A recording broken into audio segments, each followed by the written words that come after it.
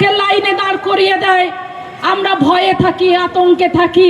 কিন্তু মমতা বন্দ্যোপাধ্যায়ের সরকার যখন দাঁড় করায় আমাদেরকে, আমরা আনন্দে থাকি। কারণ মমতা বন্দ্যোপাধ্যায় দুয়ারে সরকার পৌঁছে দেয়, মমতা বন্দ্যোপাধ্যায় আমায় পাড়ায় আমার সমাধান করে দেয়, মমতা বন্দ্যোপাধ্যায় যুব সাথী প্রকল্প করে দেয়, আমরা খুশিতে থাকি। কিন্তু বিজেপি আমাদের কাঁদতে বাধ্য করে দেয়। আমরা পশ্চিমবঙ্গের বিভিন্ন প্রান্তে 24টা সম্প্রদায়ের, আদিবাসী সম্প্রদায়ের মানুষ আছি, তার মধ্যে আমি একজন সাঁওতাল সম্প্রদায়ের মানুষ।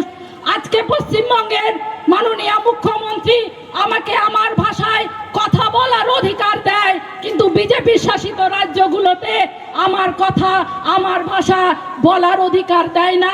তাই গর্বের সাথে আমি আদিবাসী সম্প্রদায়ের মানুষ চিৎকার করে বলি, আদিবাসী সম্প্রদায়ের মানুষ আবার যাচ্ছে, আবার ইংরেজদের মতো বিজেপিকে এই রাজ্য ছাড়া করব, এই প্রতিজ্ঞা আমরা নিয়েছি। এই এলাকার প্রত্যেকটা মানুষকে বলবো, আপনারাও প্রতিজ্ঞা দিন, একটাও ভোট বিজেপিকে যেন না দেওয়া হয়, একটাও ঝান্ডা যেন বিজেপির এই এলাকায় দেখতে না পায়। শুধু পশ্চিমবঙ্গের নয়, দিল্লি থেকে যেদিন তাড়াবো আমরা সেদিন চুপ করে বসবো। এই অঙ্গীকার সবার উদ্দেশ্যে বলতে চাই।